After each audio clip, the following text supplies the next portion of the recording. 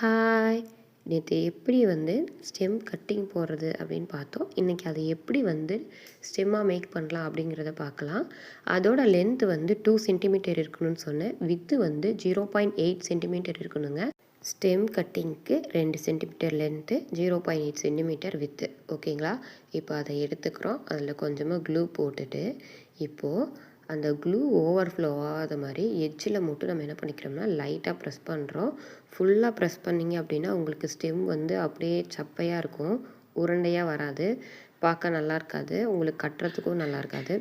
இப்படி கொஞ்சமாக க்ளூ போட்டுட்டு எட்ஜில் மட்டும் லைட்டாக ப்ரெஸ் பண்ணிங்க அப்படின்னா எக்ஸஸ்லாம் இப்போயே எடுத்து விட்டுடணும். பாருங்கள், உங்களுக்கு ஸ்டெம் கொஞ்சம் உருண்டையாக அழகாக இருக்குது.